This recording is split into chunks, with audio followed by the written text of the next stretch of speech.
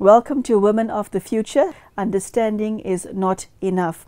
The reason for this particular subject is because we feel that there are women who have some sense of understanding of who they wish to be and what they would like their lives to be. However, does this affect your behavior? Does this impact on the way you speak and the way you behave, as well as your relationships?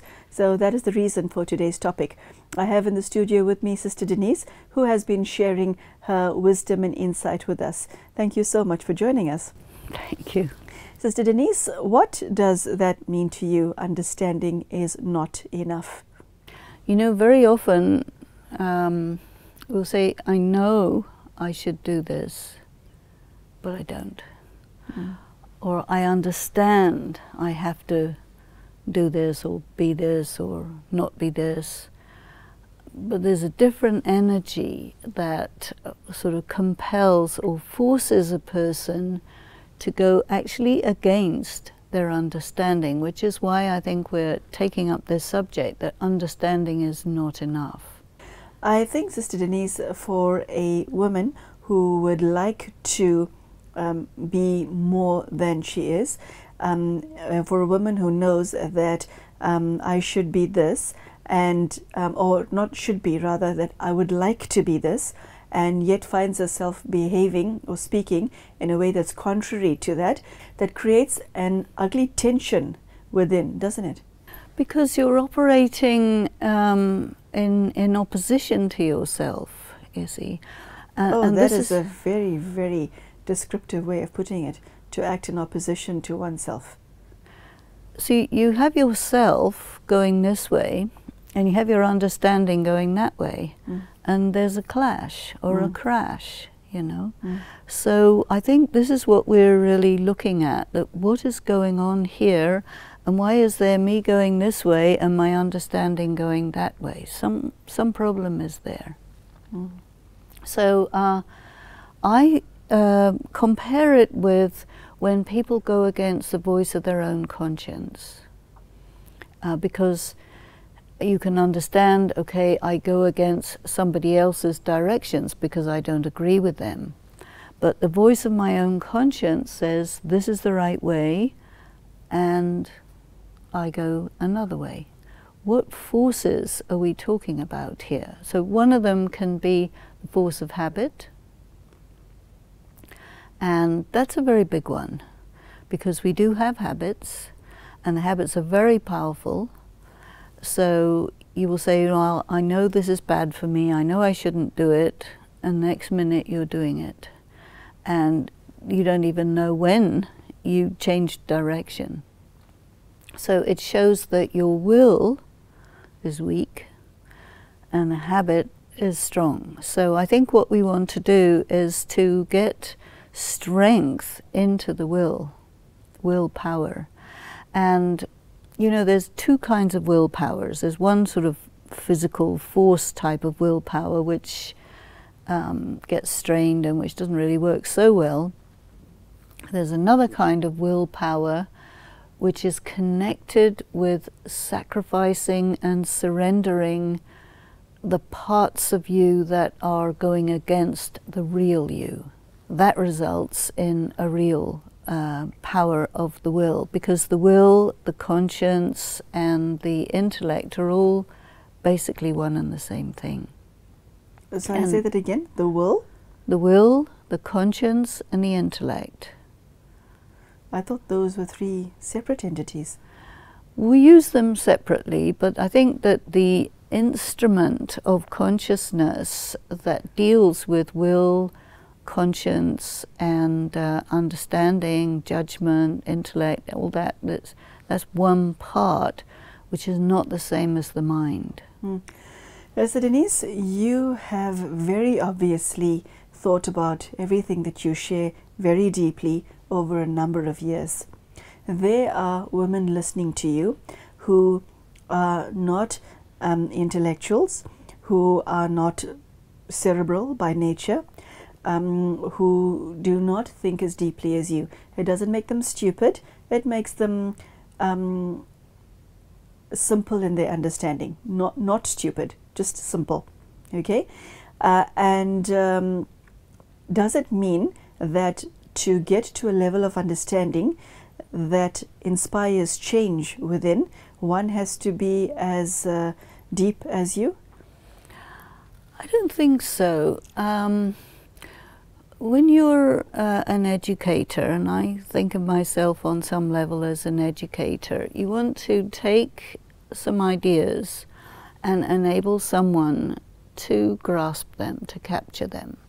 So putting complicated or complex concepts into simple language, nothing wrong with that. Sometimes people couch things in very complicated language so that somebody can't understand it.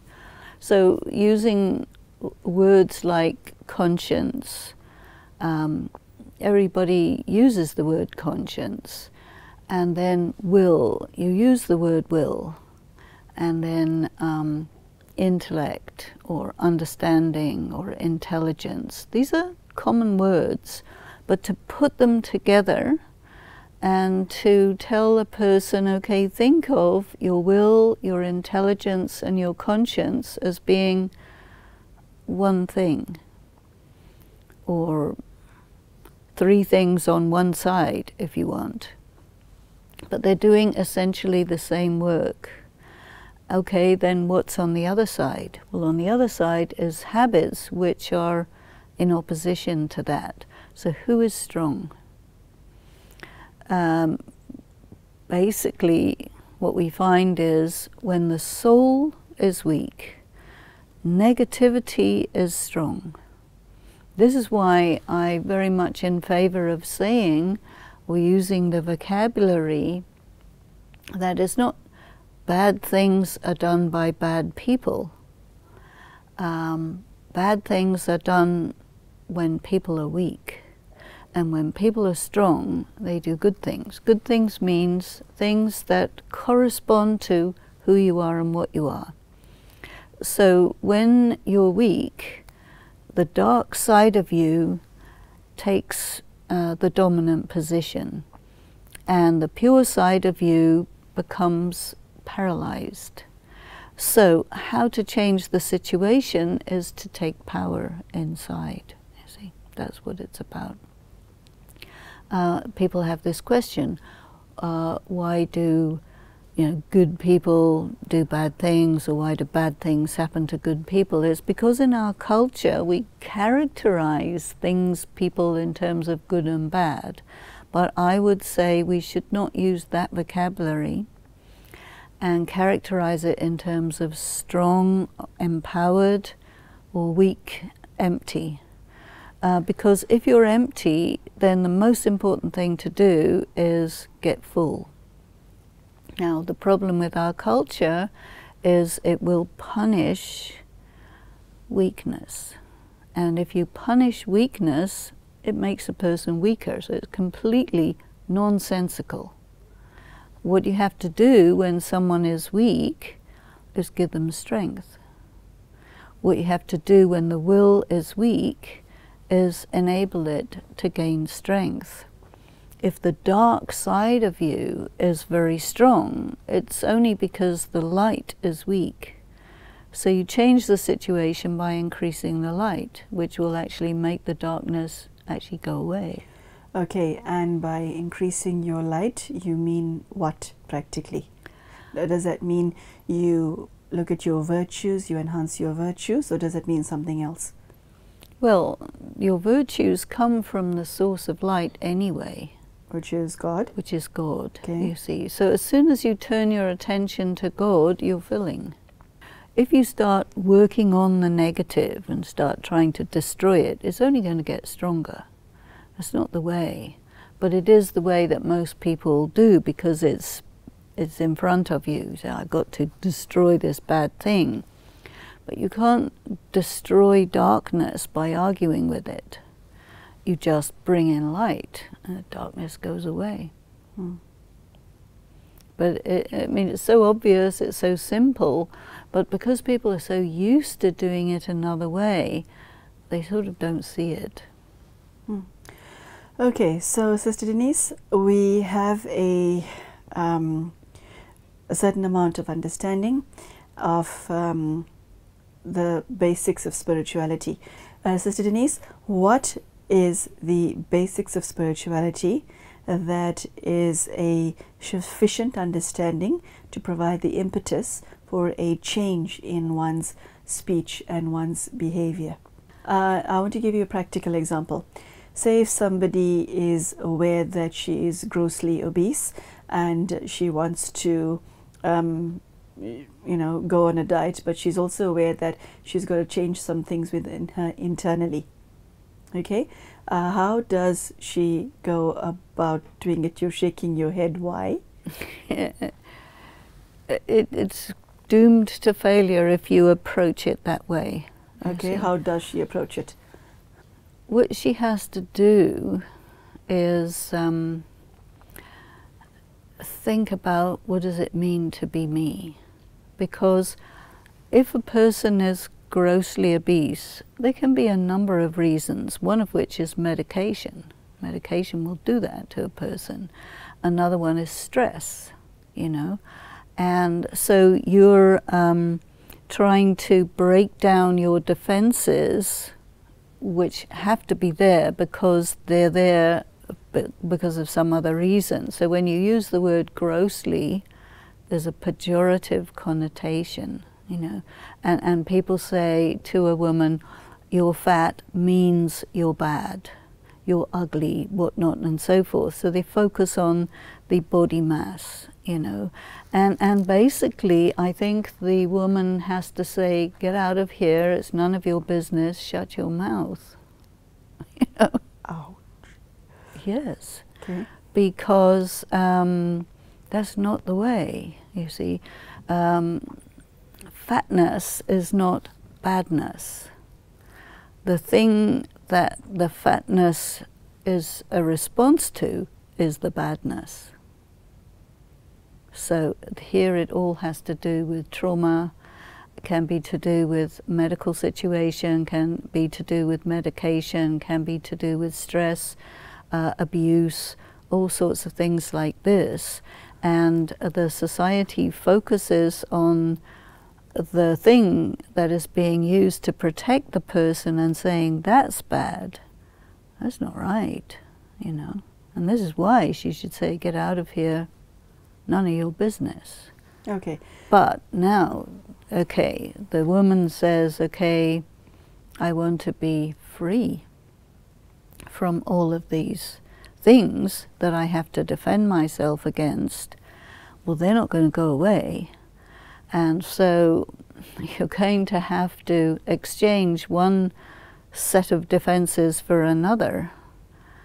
But that doesn't really change the situation. I mean, she could change fatness into aggression, but what's the difference, really? So I think we have to just approach the whole thing very, very differently, because the problem is, on the one hand, there's a lot of oppression going on and difficulties for women, and on the other hand, the women need to take power. So taking power, to me, is the most important thing to do. But when you're in circumstances of adversarial situations, circumstances of adversity, to take power while you're under attack is much more difficult than to take power when you're not under attack. Oh, hold on, that was very potent. Say that again, please. Well, you need to take power, but you can't easily take power when you're under attack. If you translate it into military terminology, when you're under attack, you send a message to your suppliers, send weapons, send food, whatever, but they can't get through because you're under attack. So the thing is, when you're not under attack, you fill yourself with whatever you need. So I think what a woman will be needing to do is to, whenever she is not under attack, really use that time to fill herself with spiritual power, so that the next time the attack comes, and they do come thick and fast, she's got something to defend herself with of a spiritual nature rather than a physical nature, you see. And people don't really see it like that, but that is really how it is. So Denise, there are levels of understanding, aren't there? Well, of course there are levels of understanding, and one of the levels that I think is very important is the level which is not just intellectual. You have to have a knowing, you have to really know it in your bones, which is like an intuition. Understanding, when we say understanding is not enough, it's really what we mean to say by that is understanding it, processing it intellectually is insufficient to establish yourself in a new way. What is sufficient then? How do you translate the understanding to behavioral change? Feeling. You've got to feel it. You have to feel it.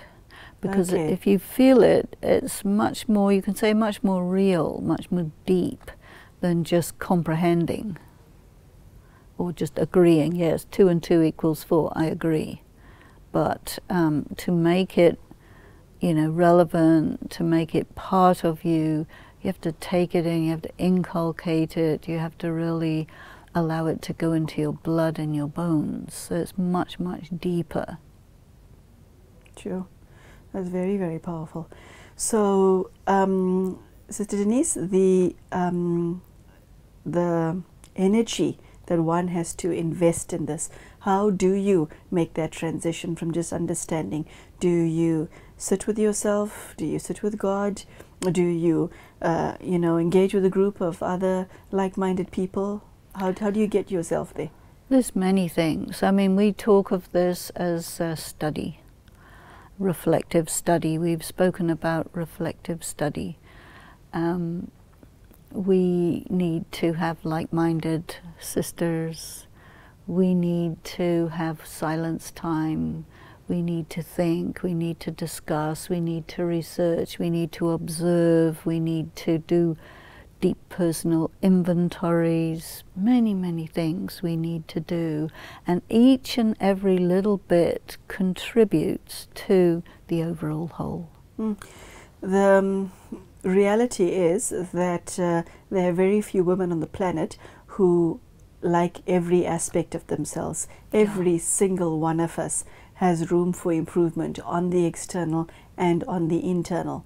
And what you're saying is that if one does what you just said, where you sit with yourself and use your resources, both internal and external, then you can bring about the change. Yes, and I think it's quite interesting that you raise this thing. We all have something we don't like about ourselves, but in some ways we have to sort of accept ourselves as we are. How do you do that, Sister Denise? And I'm looking at it from a perfectionist mindset, which I know you're going to comment on because you're giving me the look. But how do you look at yourself, warts and all, and think, I really love myself, but if I have to do this and this and this, then this will be the person that I want to be. How do you do that? Like yourself with your imperfections. That sounds like a contradiction to me. Surely, but I think it's to do with self-acceptance. So you accept your dark side? It's very important to accept it, to embrace it, and to, I like this expression, work with what you've got. Because all of us have very beautiful qualities and specialities and virtues and so on, and we also have insufficiencies and different things that we just don't like about ourselves and wish they wouldn't be there. But our work here is spiritual. It's to do with balance. You know, I think an interesting example is if ever you've traveled to a very north part of the world like Iceland or something, and you go in midsummer, well, there is no night and you really miss it, you know. Mm-hmm. And I think that we have this relationship with ourselves. We say, I want all the good and I don't want any of the bad. I want all the light, I don't want any of the dark.